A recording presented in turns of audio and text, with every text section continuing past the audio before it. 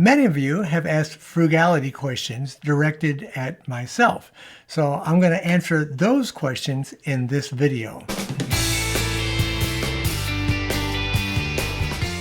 Hi, I'm Larry from Under the Median, and normally Hope would be joining me over here, but she broke her arm about 2 weeks ago and she's unable to do videos. As soon as she's able to do them again, she'll be back here sitting with me in the studio. Terry wanted to know, I would like to ask how to balance refurbishing the home with savings and vacations. Well, one of the things that we do in terms of vacations and savings versus refurbishing is that we have separate categories for each of those.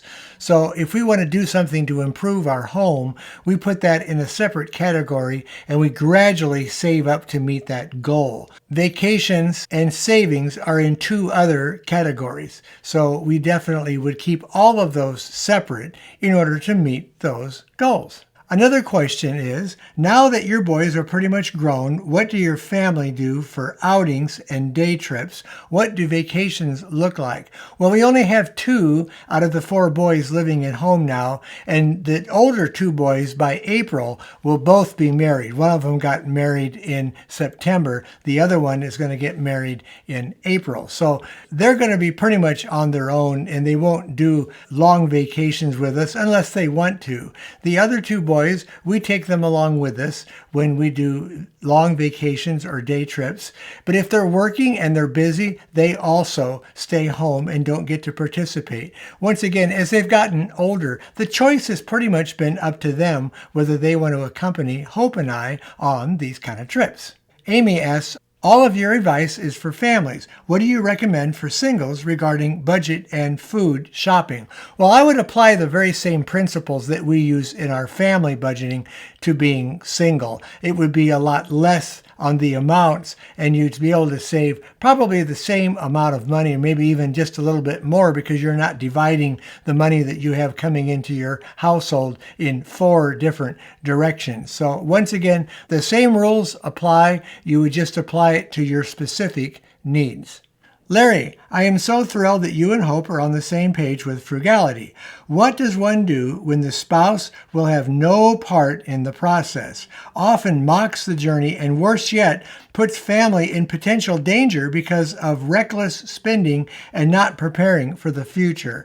Well, I am so sorry that that's happening to this person, and that is a very difficult situation to be in.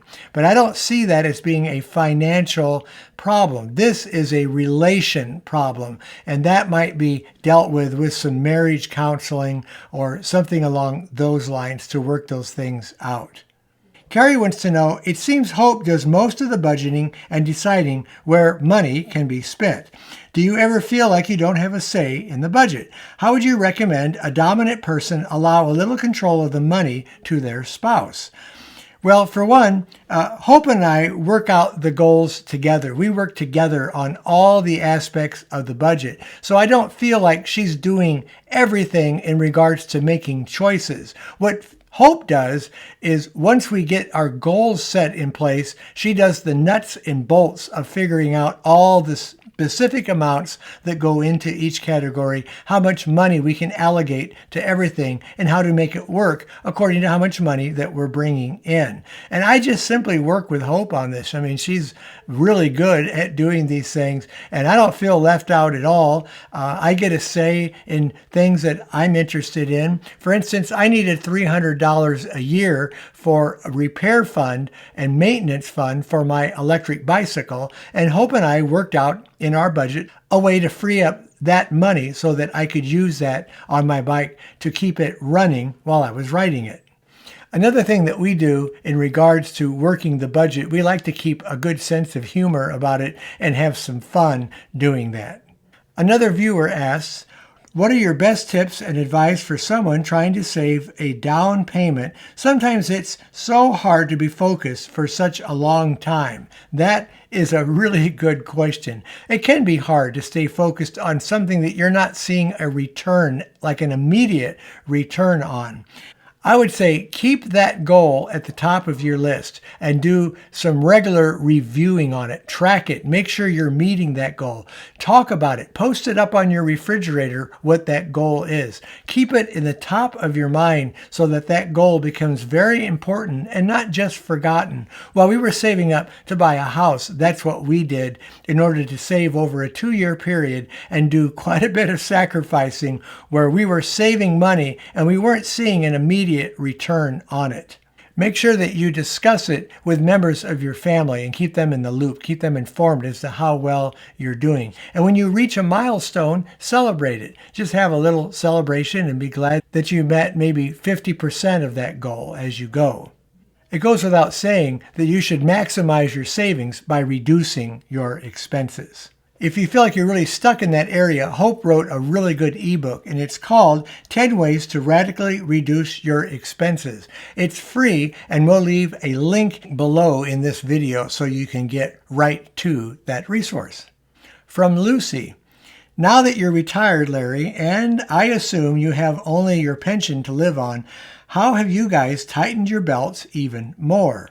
Well, for one, Lucy, we have multiple sources of income, and we worked on that way before I retired so that I could retire comfortably and we could continue living the very same way that we are. Hope has the business that is basically this video channel and a lot of other things that go with that do bring in a nice supplementary income. Hope did the math before I retired to make sure that we could live on my pension and on the Social Security payments if we had to, but it would be really tight. But we don't have to do that because of the amount of work that we put into this channel. Just on the videos alone, with doing 2 videos a week, we put in at least 30 hours. So it does take a lot of time and effort to have this supplemental income, but we find that it's very worth it. And remember, we have 2 teenage boys still living at home. So we're kind of unusual in the way that we fit the retired group. Another factor in this too is that Hope is 7 years younger than I am. So she's not ready to go and draw Social Security yet. So we do have to have the supplemental income in order to make it with me being retired. In terms of your financial journey, if there was one thing you could have done differently, what would that have been?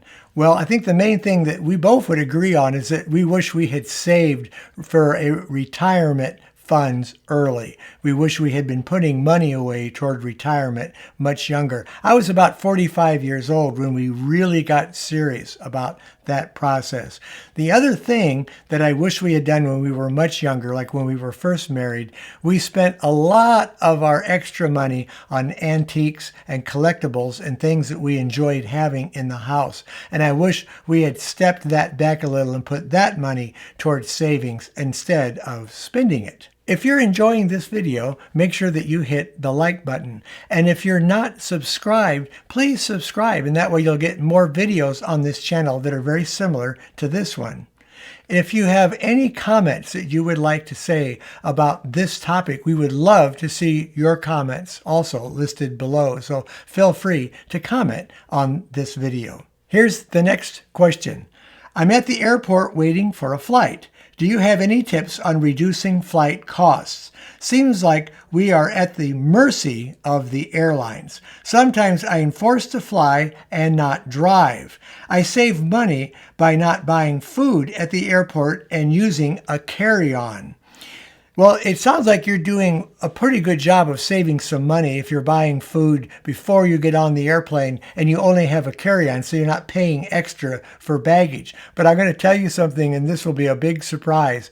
I have never flown commercially. I have no experience in this area at all. Anytime that I've gone somewhere, distance-wise, I've always gotten into my car and driven there. So I have never flown. Now, one thing in doing a little bit of research on this topic that we've found out is that it's cheaper if you're not flying right on the holidays. If you can move your flights back or up a few days, that you'll get some better rates. And the other way to get better rates is to buy your tickets early. The more advanced ticket sales that you're able to do on obtaining the seat on your plane, the better chance you have at getting a little less price on it. That would be our recommendation.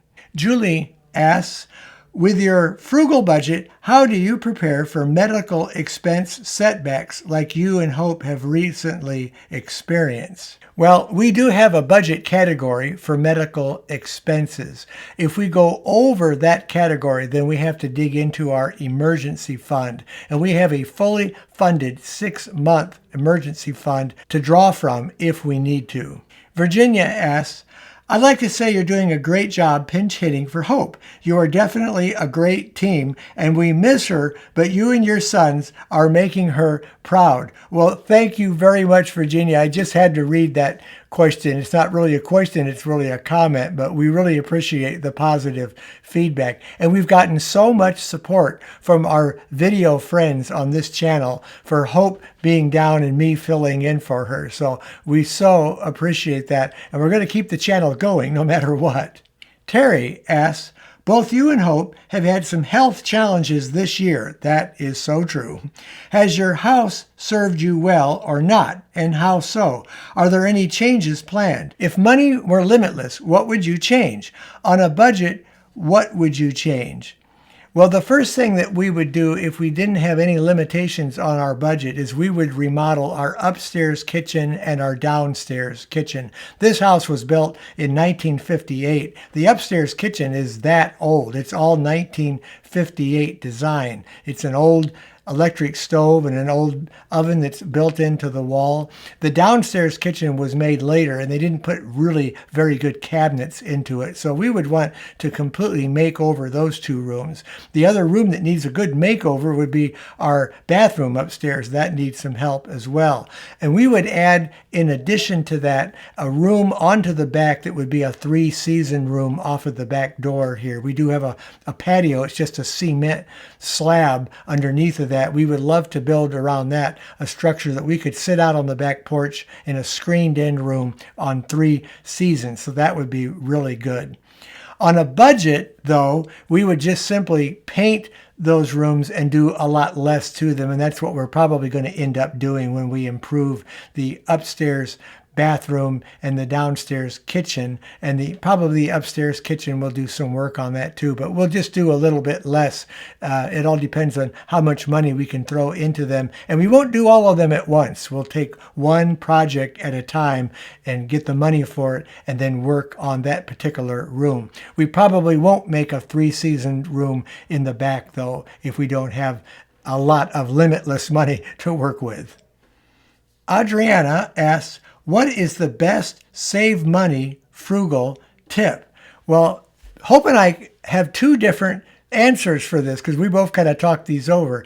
My best tip that I have found to save money and really be frugal is to work with Hope.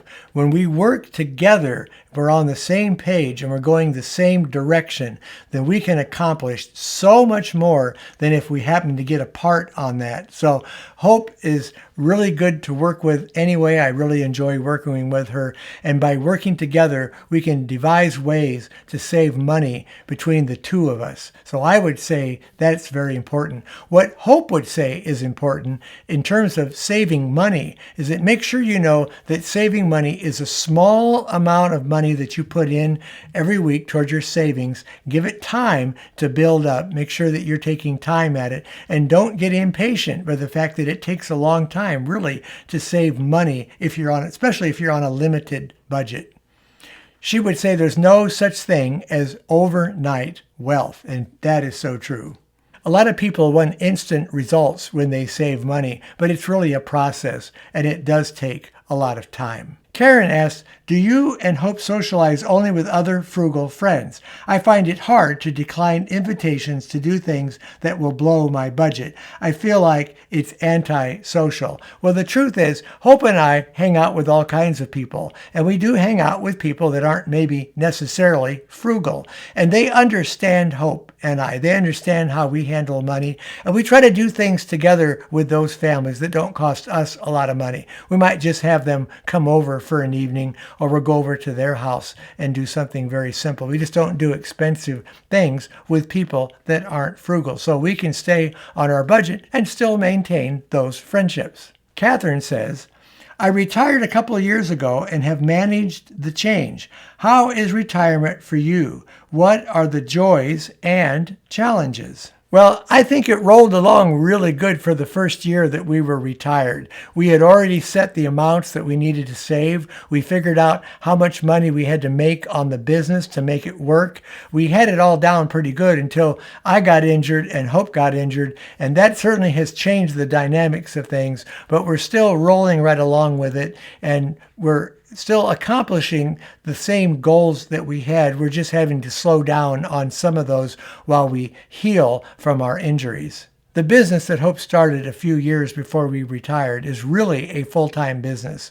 It is 40 hours a week. And Hope is back, even in the condition that she's in, to running parts of that business to keep it going. Shelley asks, I've heard you mention that Hope does all of the budgeting and planning. Have you ever asked her for something and she tells you no?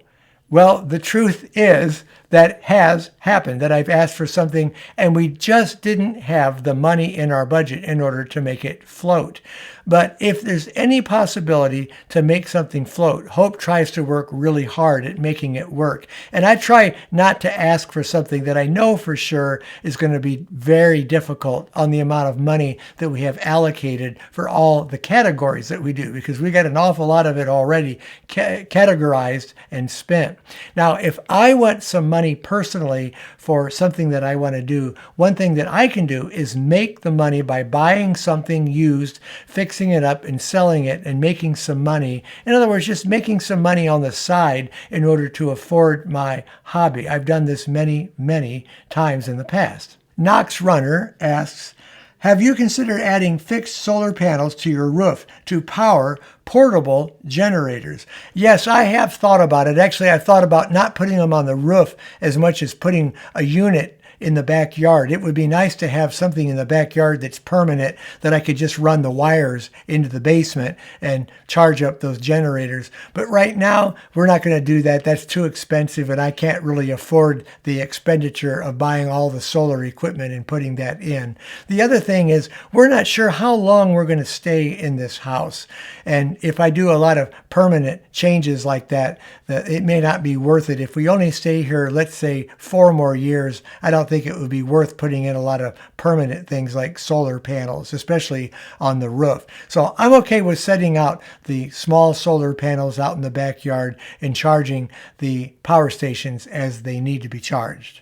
One thing that I will make sure that I do, though, I'll make sure I really have them out of the way in the basement so that Hope doesn't trip over them, because that's what Hope tripped over when she fell and broke her left arm. She tripped over a stack of solar panels that I had up against the wall. They weren't lit up very well. She didn't see them. She caught her foot on them and went right down on the floor. So one thing I am making sure is those aren't going to be in the way anymore. Jasma asks, what advice can Larry give to help me teach my 19-year-old daughter? She doesn't listen to my suggestions in regards to finances. She blows her money. Any suggestions would be great. Thank you.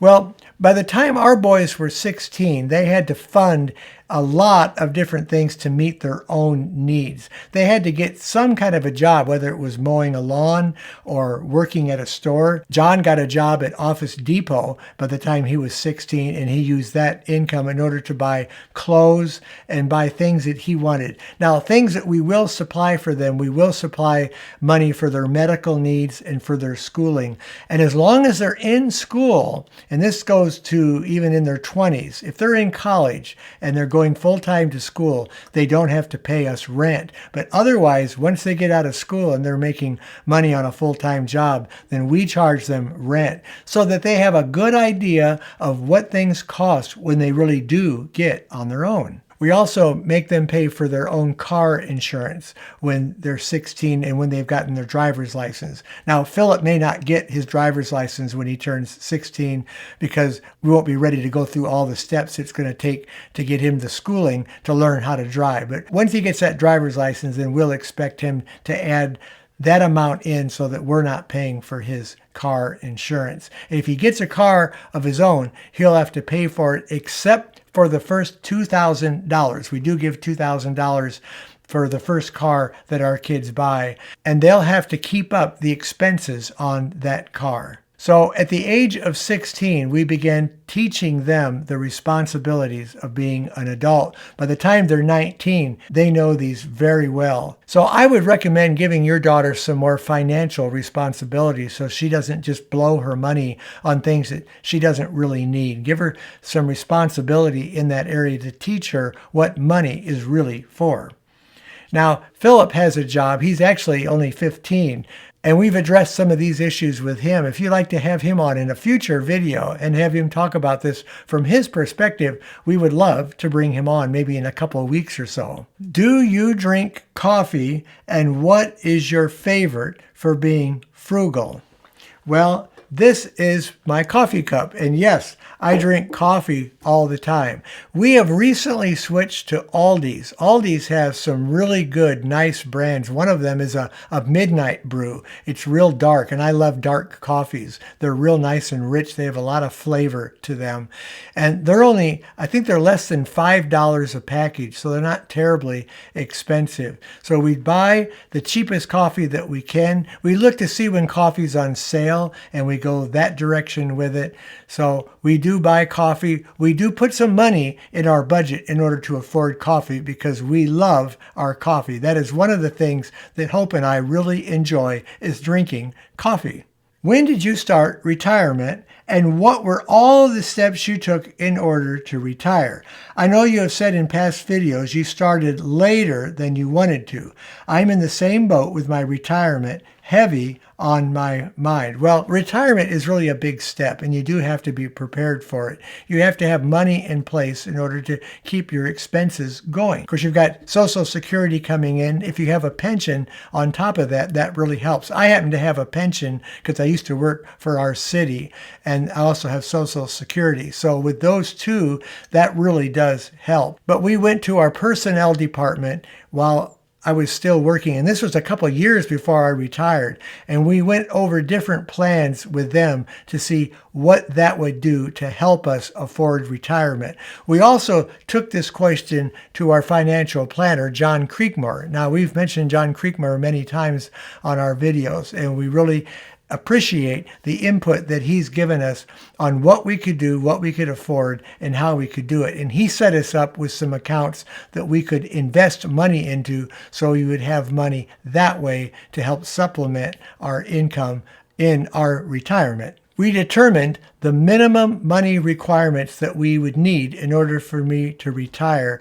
and we planned it accordingly. As it is, I retired when I turned 65, and I was ready. I mean, I knew I was ready to quit working and to be home. And basically, I'm not retired being home because Hope and I do a lot of work on this YouTube channel and on her business, and I help her a little bit. Really, she does the lion's share of that. But I take care of a lot of the household chores. So I got to take care of making sure laundry's done, dishes are done, the vacuuming is done. While Hope is working on the business, I try to take care of a lot of the household things for her. Once again, I've mentioned that our situation is really not average because we have two teenagers still at home, and there is 7 years difference between Hope and I. So even though I was 65 when I retired, Hope was only 58. So she's got a few more years left yet before she can collect Social Security. Do you ever gift Hope with a money's worth gift, like a birthday gift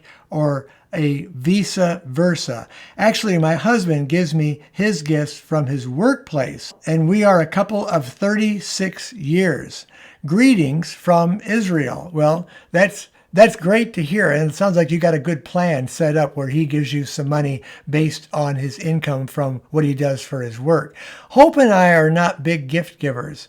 I don't really appreciate a lot of gifts, and Hope doesn't either. So for gifts, most of the time, and I would say pretty close to 100% of the time, I'll go to a thrift store and buy her something fun. One of the fun things that I've bought for Hope are some lamps that are up in the living room. And I try to find her something really fun that she's going to enjoy and appreciate, but I don't spend a lot of money doing it. One year, Hope went in with the boys to buy me an old 1950s shortwave radio. It was a Zenith long distance radio, and it was a really fun gift. I really enjoyed it. So we just don't have to spend a lot of money on each other to enjoy the things that we give to each other. I think our best investment is the time that we spend together, and we try to make sure we have time together with each other. And I think that's probably more important for us than gifts. I would like to know if Larry was ever daunted by the responsibility of having to be the breadwinner,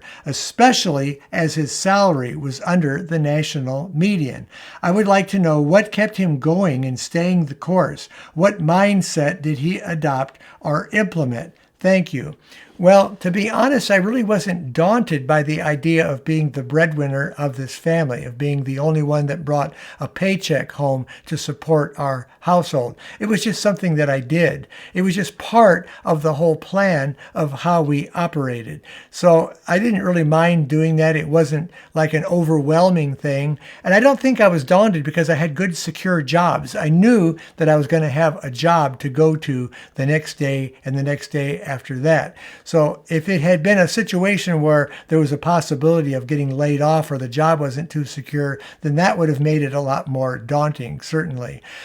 The way that I stayed focused was I just had to do it. I mean, there wasn't a choice. I had to work and bring the money home. So I just simply fell into that mold and did it. I've enjoyed all the jobs that I've ever had since we've been married. I've loved the people that I've worked with, and really they've all been a very good experience. So I would call it overall a very good experience for me to be the one that actually brought the money into the home. Hope brought so much other things by her talents into the home that I always felt like, in a way, she was working harder than I was. And actually she was in many ways, because she homeschooled the kids. She made sure we had all kinds of fun things to eat for our meals. She did so many things to keep the house going while I just worked. So I think we both worked equally as hard. Maybe Hope worked just a little bit harder than me. What type of kitchen refrigerator do you prefer? A side-by-side, a freezer on top, or a refrigerator on top of the freezer? Well, for one, I prefer any refrigerator that'll keep the food cold. And that's basically what we have. We have two really old refrigerators. One of them we brought from the old house. And I don't remember when we bought it. I think we bought it in the early 90s or maybe even the late 80s. I just can't remember when we bought this refrigerator, but we've had it so long. And we had to replace, our first refrigerator was like a 1959 refrigerator. And we left that behind at our first house and replaced it with the one that we now have in the basement. The one upstairs is also an old refrigerator. It came with this house, and I have no idea how old it is, but I'm guessing it to be probably 30 years old. Both units have the freezer on top and the refrigerator down in the bottom. And that's a pretty good system, because with the freezer on top, some of that cold air makes its way down. And so I like that arrangement the best, better than a side-by-side. Side-by-sides are so big, they're huge. But you know what? If you use a side-by-side and that's a good fit for you, then that's fine. So basically, all I want in a refrigerator is something that'll keep food cold, and it works. Are power strips an electrical loss or savings? Well, power strips are definitely a savings item, because you can shut those off and shut off a lot of that phantom power that a device will use, especially if it uses a remote control. If you have anything that uses a remote control and you plug it into a power strip, you'll save money by shutting off the power to the power strip and keeping that power from being on that appliance all the time. With phantom power, you can use like 5 to 7 watts all the time while it's not even turned on. So I would say a power strip definitely saves you some money if you use it correctly. What advice do you give to a widow about buying in bulk?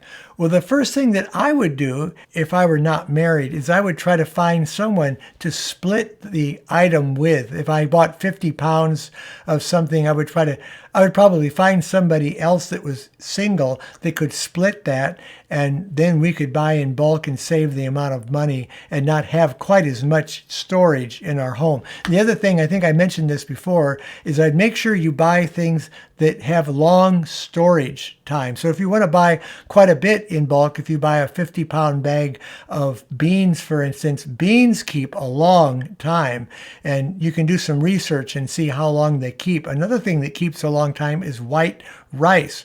White rice will keep about the longest of any kind of rice. So find out how long the item keeps and how quickly do you use it. We actually go through a 50-pound bag of oatmeal pretty fast because we're all eating it every day. So that's what I would do. Do a little math on it and kind of consider how are you using the product to determine whether you buy that product in bulk. Yvette says, did you get an allowance as a kid, and do you give your children allowances? Thank you. Yes, I got an allowance as a kid. I think I started out with a nickel a week, and I would go to a penny candy store and buy 5 pieces of penny candy with my allowance. And then from there on, it went up to, I think, eventually $2 a week until I finally got my first job. When I was 15 when I actually started working. And then my parents did away with the allowance because I was making money. And we do that with our kids. We basically stop their allowance at the age of 16 so they can start making some money and learning the value of money. It costs money to do everything that we do in life pretty much. And our kids, we wanted them to know what it was to have that money and spend it and use it. And how far does it go? What can you do with it? I think it's a great lesson for them to learn those lessons early in life. So yes, our kids got an allowance up to the age of 16. And then from that point on, they made money somehow. And that's what we did for them. Have you and Hope always had joint bank accounts or separate? And do you have any kind of credit card to earn cash or points? Well, we have always put our bank accounts together. So we are on our bank accounts together with everything. We don't even have a credit card. We have debit cards. So our cards are based on money that we actually have in the bank. In order to use them, we're using the money that we have. And that way we're not tempted to go into debt. We just don't want to go into debt. So that's why we don't have credit cards. Now, if people out there have credit cards and you're saving money and you're using those for the max and you're paying them off every month, that's fine. No problem with that. We don't have a problem with that. I just hate the idea of writing a check to the credit card company every month and paying them. I'd rather that it automatically come right out of my bank. And the last question that this person asked was, when did your boys have their own accounts? Well, we got bank accounts for them when they were very young. I think they were like 9 and 10 years old when we first opened an account. That way, if somebody gave them some money as a gift, they could put a portion of that money in savings. And that's what they did when I was a child. I had to put a certain amount of my money in savings. If relatives gave me money, I only got to keep a little bit of it to spend. The bulk of it went into a savings account.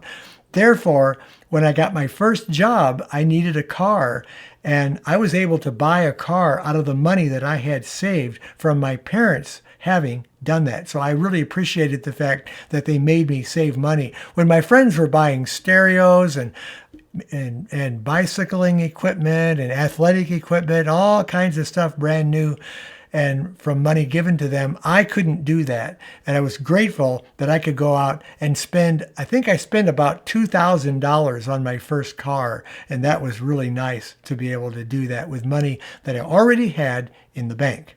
Ginger asks, what happened to Hope?